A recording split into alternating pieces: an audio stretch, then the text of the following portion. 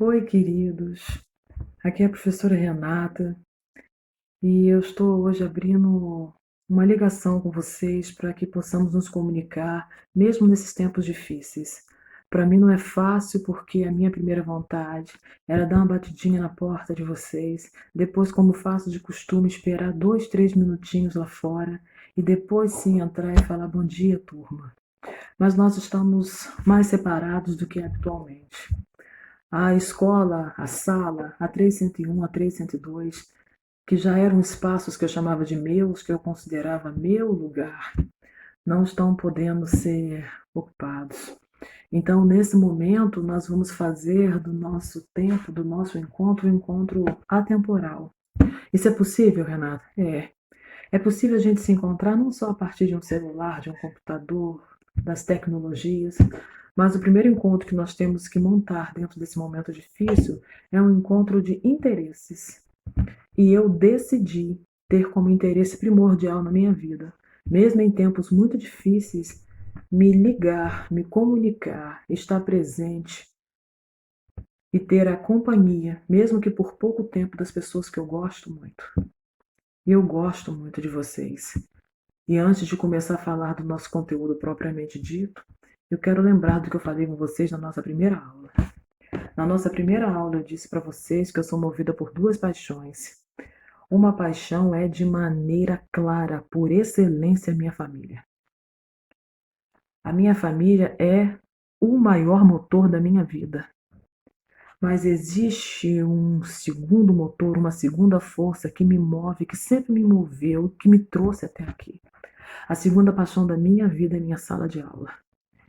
E alguém pode pensar que tudo que nós estamos vivendo hoje, que todo filme, que toda dificuldade que nós estamos vivendo hoje me roubou a segunda paixão da minha vida, que é a sala de aula.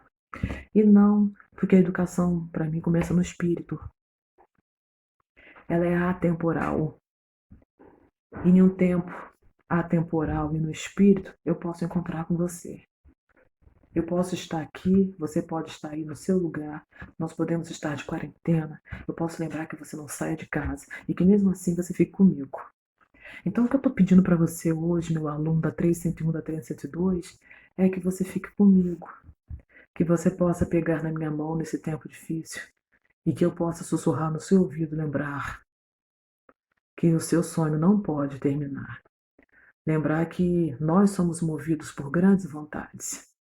A grande vontade que eu tenho hoje é que isso tudo passe, que isso tudo acabe e que um dia possamos nos reencontrar dentro do nosso espaço, daquele que eu chamei de nosso, que é a nossa sala de aula. Mas enquanto isso, eu quero que você pegue na minha mão e que a gente possa continuar torcendo para que tudo fique bem. Eu não vou abrir mão das coisas que eu quero para mim, das coisas que eu acredito para minha família, e eu estou implorando a você que você não abra mão daquilo que você sonha. Eu estou implorando a você que nesses tempos tão difíceis, que você não pare e que você não permita que esta professora pare com a sua caminhada.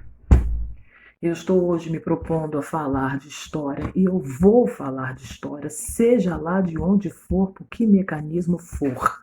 Cabe a você saber e se perguntar se você ainda é o homem que eu conheci, disposto a conquistar as coisas que você já sussurrou no meu ouvido, e se você está disposto de fato a dar passos para trás.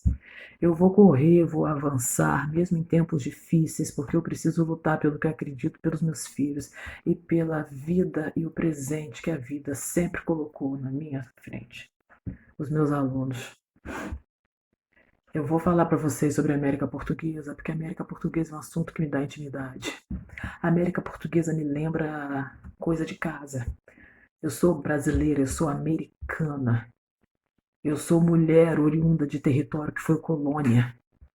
Eu sou mulher de Brasil, professora de Brasil, história do Brasil. E a primeira questão da sua atividade discursiva dizia que existe uma relação muito íntima entre a América Portuguesa e a escravidão e uma opção pela escravidão negra como principal bandeira nessa terra colonial. E você sabe que isso é verdade. Você sabe que essa terra teve um tempo de invasão, que esse tempo foi 1500 e que a partir de 1530 a nossa história mudou de maneira cruel. Porque nós já éramos invadidos desde 1500, mas a partir de 1530 o sacramento pesado sobre os nossos ombros foi implementado. Decidiram lá do outro lado do Oceano Atlântico, lá na Península Ibérica, no Estado português, na monarquia absoluta portuguesa, que a partir daquele momento a terra invadida chamada Brasil seria um grande palco de cana-de-açúcar. Isso trouxe aqui para os trópicos a característica de principal produtor de cana-de-açúcar do mundo.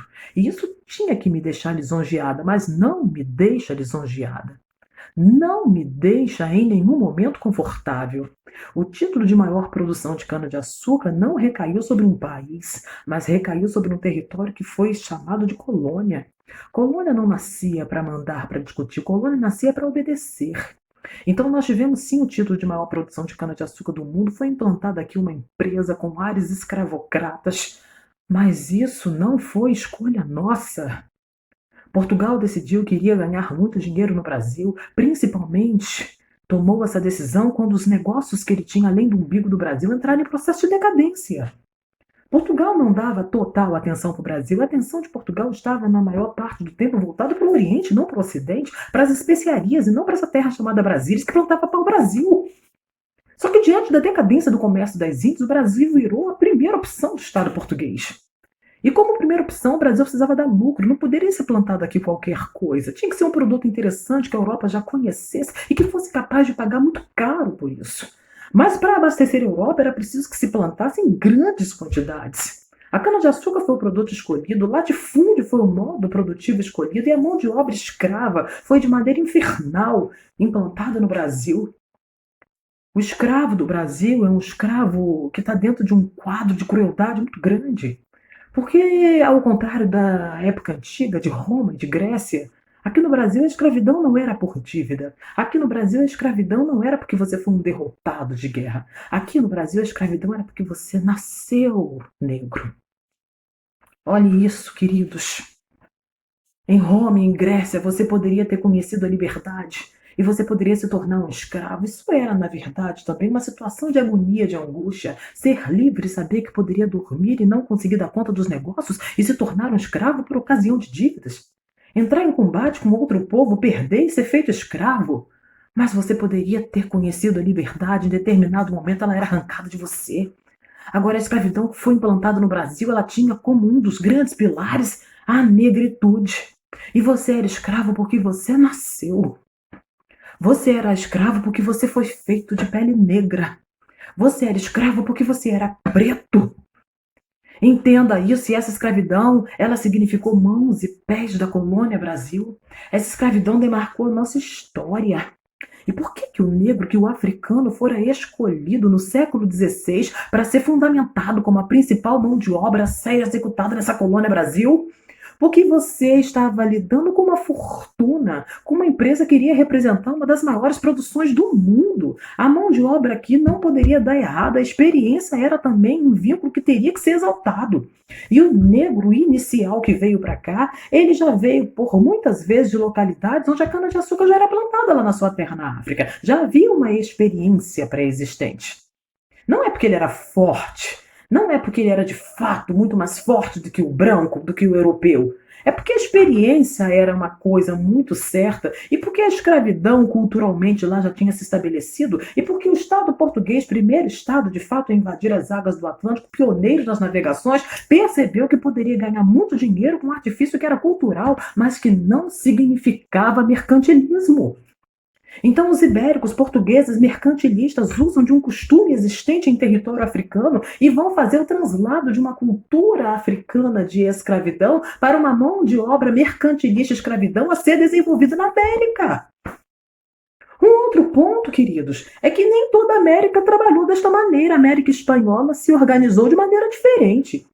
A Espanha, o outro estado da Península Ibérica, o outro estado a beijar as franjas do mar, a ser beneficiado também pelas navegações depois de Portugal, pegou uma parte na América que foi interessantíssima.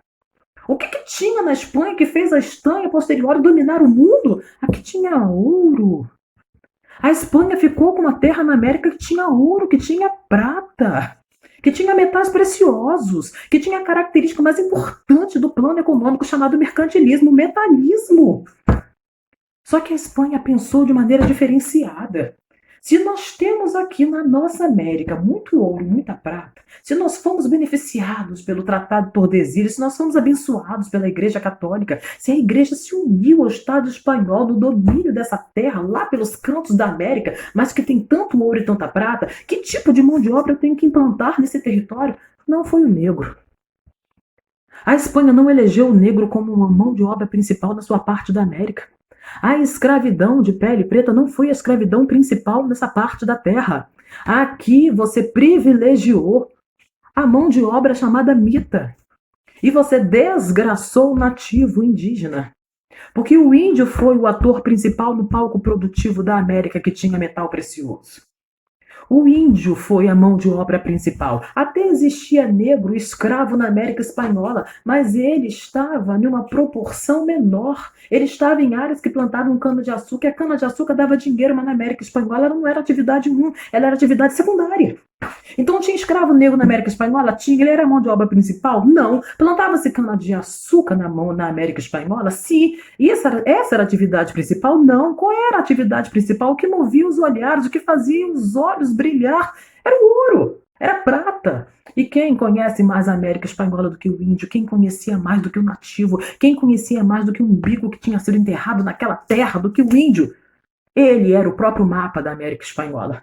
É por isso que o Estado espanhol escolhe o índio e elege o índio como mão de obra principal, organizada em duas frentes de trabalho principais.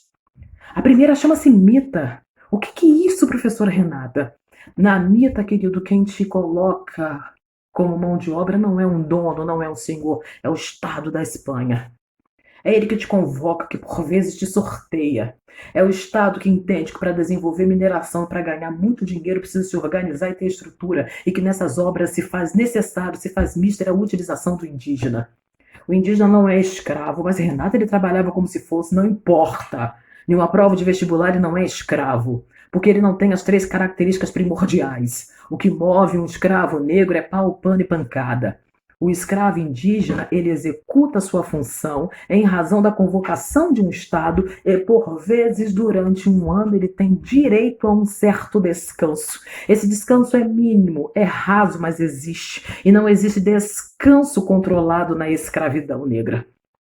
Repito, na América Espanhola, a mão de obra é o indígena descansa, esse sistema chama-se mita. E às vezes o indígena recebe o proporcional mais ou menos a 1/3 do que um branco pobre recebia. O recebimento descaracteriza a escravidão. A convocação do Estado e não a compra de um senhor descaracteriza a escravidão.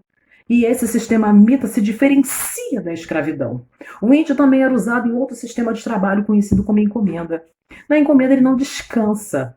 Ele não recebe nem 1/3 do que um branco pobre recebe. Então ele é escravo, Renata, nunca numa questão.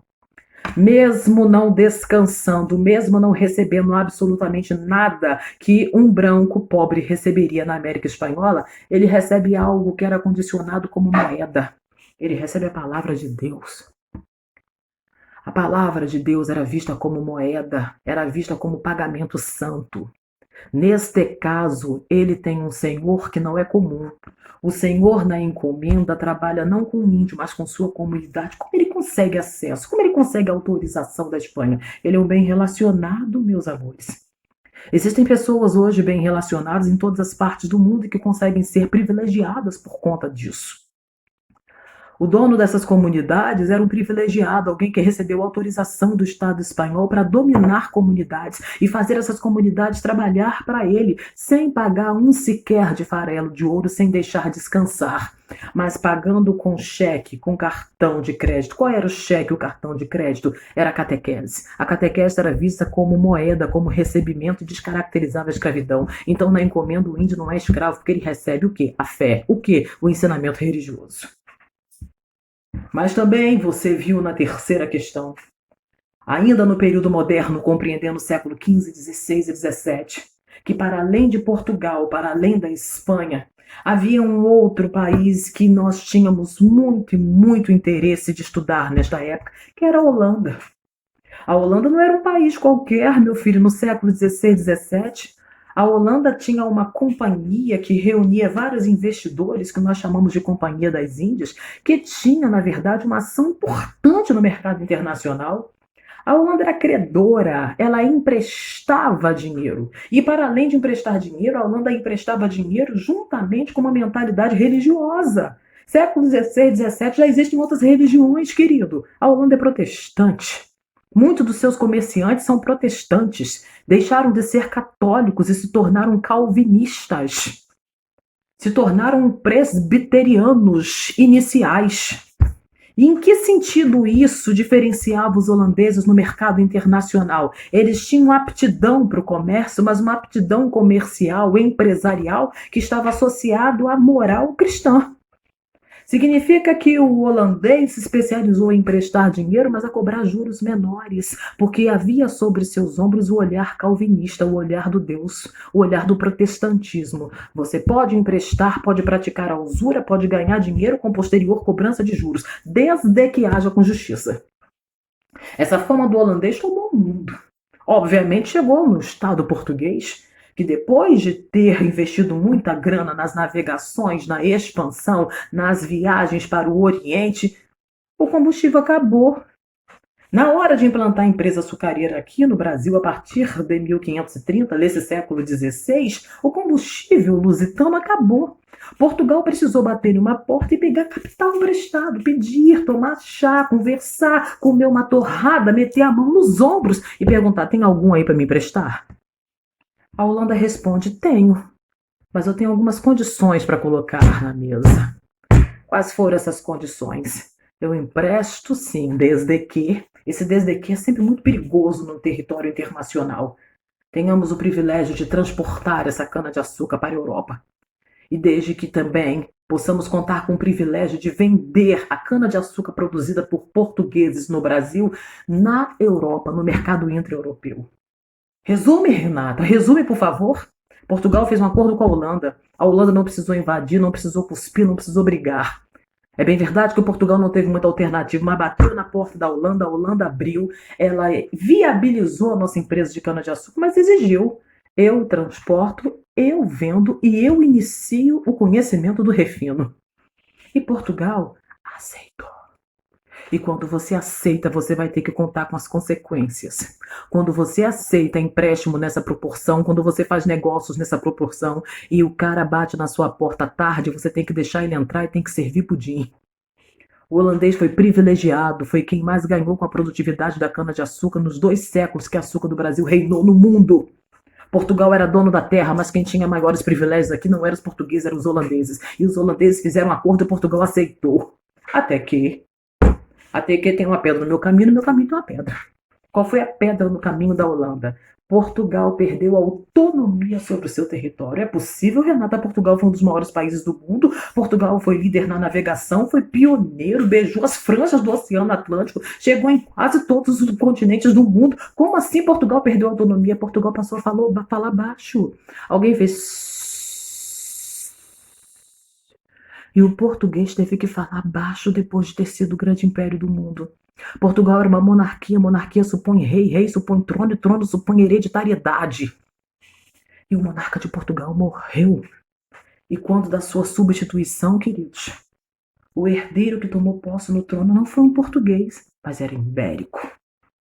Não foi um português, mas era ibérico. Ele era um espanhol, ele já era rei, já tinha trono, já era monarca, estava no país vizinho. Por incrível que pareça, o trono de Portugal não foi ocupado por um português, foi ocupado por um espanhol. Em que ano você está, Renata? 1580. Em que século você está, Renata? Final do século XVI. E o que significa isso, Renata? Tem um espanhol falando alto dentro de Portugal. E agora ele é rei da Espanha, rei de Portugal. Isso é uma união chamada ibérica. Mas, na verdade, quem dá as cartas é a Espanha. E o que o Brasil tem a ver com isso, Renata? Eu ainda estou na segunda questão. Me deixa, porque eu estou na segunda questão. Venha você comigo. Isso significa que o Brasil era colônia de Portugal, Portugal está nas mãos da Espanha, por conseguinte, Espanha manda em Portugal, quem manda em Portugal manda no Brasil, que em 1580 já conhece a produção de cana-de-açúcar há cerca de 50 anos e ela já aconteceu, já deu certo.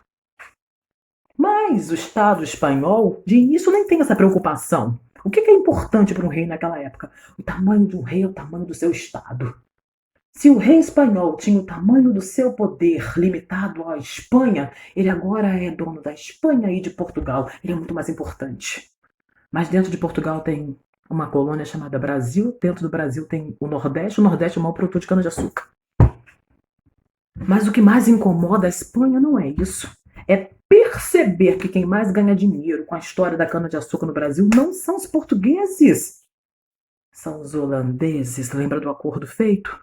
Portugal teve que fazer o acordo. Eu transporto, eu vendo, eu quero privilégios, e Portugal aceitou. Só que o acordo foi feito com Portugal e agora Portugal está falando baixo. Quem fala alto em Portugal é espanhol.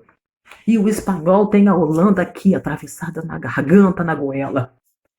Eu imagino o espanhol falando desaforo, perdi até a vontade de dormir, tá pensando que tá mandando na terra que agora é minha e na colônia que agora é minha também? Basta! Sabe o que os espanhóis falaram? Basta! A vida boa da Holanda tem dias contados e a corda foi liquidada. Tá lembrado? Lembra de quem era o holandês? O holandês é alguém que participava do Carnaval do Brasil, que ganhava abadá, e quem deu abadá foi o português. O holandês entrava no bloco e dançava a noite inteira. Só que agora o espanhol chegou, foi no corpo do holandês, puxou a camisa, tirou o abadá e falou: nesse bloco você não entra. Sabe o que o holandês fez? Ele podia chorar, ele podia murmurar, fazer beicinho, ficar zangado. Mulher que faz beicinho é coisa terrível. Mas sabe o que o holandês fez? Se eu não posso entrar na boa, cara, eu entro na marra. Eu vou quebrar geral. Eu vou repetir. Eu vou quebrar geral. Eu vou quebrar toda. Vocês entenderam isso? Atitude da Holanda. Vamos invadir. Vamos invadir o que o Brasil tem de melhor no século XVII. Eu imagino uma listinha da Holanda. Para onde vamos? Campos. Macaé. Podemos ir, quem sabe, para Salvador. Podemos chegar na província de Pernambuco. Sudeste ou Nordeste? Nós vamos partir o Nordeste. Imagina os holandeses apertando o cadastro dos seus tênis, medindo a farroupilha, porque eles eram atletas. Imagina os holandeses marombados, gritando: partiu o Nordeste, invadiu geral, agora o bicho pegou. Invadiram o Nordeste, cara. Invadiram uma colônia dentro da colônia chamada Brasil e criaram um lugar chamado Nova Holanda. Sabe onde eles pisaram? No lugar mais rico do Brasil, na maior produção de cana-de-açúcar dessa terra chamada Brasil Colônia. De início foi um Deus nos acuda. Porque, sabe, eles bateram de frente com quem? Com os caras mais ricos do Brasil. Quem eram os caras mais ricos do Brasil no início do século XVII? Quem plantava cana-de-açúcar chamava de quê? Senhor. Senhor de quê? Engenho. E às vezes ele era homem bom, porque às vezes ele era vereador, político. Os mais importantes do Brasil estavam em que região? Nordeste. E você acha que essa gente, você acha que esse grupo vai aceitar ter que obedecer agora a um invasor que é holandês? Lógico que não. Então, de início, o que teve? Encontro. De início, teve embate. Depois o holandês, imagino que o holandês tenha parado. Os holandeses pararam e pensaram: nem só de conflitos vive o mundo. Às vezes o mundo precisa da arte da sedução. Foi assim que eu conquistei meu marido. Os holandeses decidiram seduzir tudo. Começaram a falar mais perto dos senhores de engenho no Nordeste. Começaram a deixar a voz mais aveludada, a falar perto do ouvido. E falaram expressões que os senhores de engenho adoraram ouvir. Você pode ter a religião que você quiser. Não vou me meter na sua vida religiosa. Liberdade. Segunda sedução. Tá precisando de uma grana? Eu empresto. Me paga quando puder. E se formos falar de juros, eles serão baixos, reduzidos. Eu sou calvinista, sou cristão, tenho moral, não posso cobrar juros muito altos. Eu estive até olhando por aí. O Nordeste precisa de uma reforma. Vocês adoram uma pracinha, uma ponte, uma reforma aqui, blush, uma maquiagem. A gente faz reforma urbana e a gente se abraça. Chega de guerra. Às vezes o que vale na vida é coração. Sabe o que aconteceu? Os Senhores de engenho ficaram loucos, começaram a baixar a guarda, fazerem alianças. Os holandeses conquistaram os caras. Os holandeses conquistaram os caras. Enquanto isso, o Estado de Portugal está sob domínio do Estado da Espanha, naquilo que nós chamamos de União Ibérica, que não vai durar a vida inteira. Dura 60 anos e 1640 acabou. E quando acaba, eu imagino Portugal treinando, o UFC, preparando os punhos, colocando ali o protetor de boca, colocando as luvas e gritando: partiu o Nordeste, eu vou arrebentar todo mundo. Lógico que não. Uma guerra tem que ser pensada, analisada. E me parece que o Estado de Portugal, para se livrar da Espanha, precisou de uns amigos. Em política, meu filho, nem sempre os amigos são os amigos. Os amigos podem ser os ex-inimigos, inclusive invasores. Lembra do holandês que invadiu o Nordeste, que inicialmente pertence ao Brasil? Perdão, o Nordeste que está dentro do Brasil, o Brasil que pertence a Portugal, e Portugal que estava nas mãos da Espanha. Mas Portugal agora quer se livrar da Espanha, precisa de ajuda. Os holandeses têm muitas embarcações, eles têm como viabilizar, ajudar no processo. Mas para o holandês ajudar os portugueses, vão pedir alguma coisa. Eles cantaram a música de Tim Maia. Eu quero sossego, sossego. Durante uns 10 anos, me deixa em paz. Os portugueses aceitaram, eles deram as mãos. E Portugal se livrou da Espanha, mas durante 10 anos não iniciou de fato o embate, o confronto. Esse confronto vai começar lá pela década de 50. Portugal se livra da Espanha em 1640, com sua restauração. Em 1650 começam os embates mais fortes entre portugueses e holandeses lá no Nordeste, insurreições, insurreição pernambucana. Mas de início é complicado, porque o senhor de engenho, que é o homem mais poderoso do Nordeste, tinha fechado com a Holanda. Ter o apoio do senhor de engenhos é muito importante. Desde que os senhores de engenho continuem fechando com você. Pausa para pensarmos outra coisa. No século XVII tem um país que tem tudo a ver com vocês. Já expliquei isso. A Inglaterra. A Inglaterra é salientinha, audaciosa, atrevida, quer dar passos largos, quer chegar em grandes universidades, instituições, cursos extremamente maravilhosos. A Inglaterra quer ser potência. A Inglaterra é pré-vestibulando no século XVII, que está se preparando para ganhar e para dar passos largos. Para ganhar o mundo, cara. Mas ela se prepara no século XVII, ela fundamenta no século XVII, ela reúne cimento, areia. E o que isso tem a ver com a gente aqui no Brasil, Renata? A Inglaterra tem as manufaturas, vende os tecidos legais, vende para muita gente. Mas na hora de transportar, sabe para quem a Inglaterra tem que bater na porta e pedir para transportar as coisinhas dela e dar um qualquer, pagar? Para a Holanda. Mas como os ingleses querem dominar o mundo, quem quer dominar o mundo não pode ficar nessa dependência a vida inteira. Os ingleses pensam, se nós produzirmos as nossas manufaturas, os nossos tecidos e também transportarmos, nós vamos ganhar muito mais. Porque hoje a Holanda ganha com os produtos que nós produzimos. Então chega para lá na Holanda. Vamos dominar o mundo, vamos então chega para lá na Holanda. Vamos tirar esse título de Rainha dos Mares e vamos assumir o reinado nos mares. A partir de agora, para comprar com a gente, tem que vir no próprio navio, ou então tem que vir em navio da Inglaterra. Ou usa o nosso ou usa do próprio país. Se o próprio país não tiver, tem que usar o nosso, mas o da Holanda de jeito nenhum. Sabe o que é isso? Chega para lá. Sabe o que é isso? Encostar na parede. Sabe quem foi encostado na parede? A Holanda. Por quem? Pela Inglaterra, que está querendo ser o quê? Gente grande, porque ela ainda é o quê? Pré-vestibulando, mas ela quer dominar o quê? O mundo.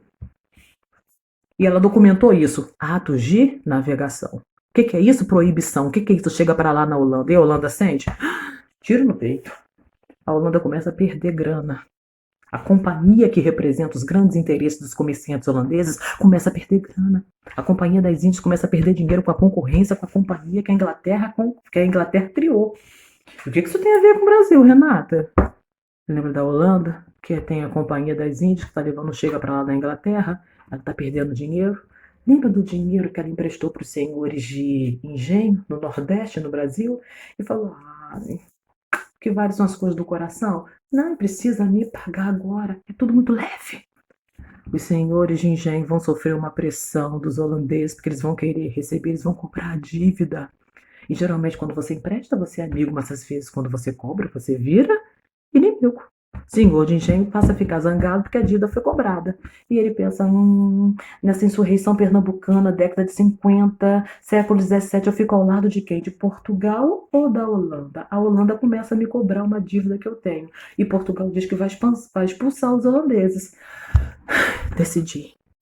Os senhores de engenho ficaram ao lado de Portugal, se juntaram, expulsaram a Holanda, insurreição pernambucana, 1654. Eu podia continuar. Não vou fazer isso agora. Mas eu vou encerrar por aqui fazendo um acordo com vocês. Lembra do poema preferido da minha mãe? Drummond, Mãos Dadas? Coloquei isso no exercício de vocês. Não nos afastemos muito. Vamos juntos de mãos dadas. Se você aceitar, pega na minha mão. Pega na minha mão. Porque eu estou precisando nesse momento muito difícil do seu aperto de mão. E se você aceitar o meu aperto de mão, nós vamos juntos, de mãos dadas, mesmo em tempos difíceis. Que Deus abençoe você, que Deus abençoe sua casa. Que a sala de aula continue sendo o meu lugar e que na sala de aula transformações maravilhosas sejam feitas. Dentre essas transformações, que em meio a essa pandemia, a esse filme que nós estamos vivendo, você continue de pé, você continue sendo um homem capaz de sonhar. Afinal de contas, cara, você é campista. Quem é campista é cabrunco, é acostumado a tomar não chimarrão, mas suco de calda de cana misturado com chuvisco no gargarejo de manhã. Que Deus nos abençoe. Saudade grande de vocês.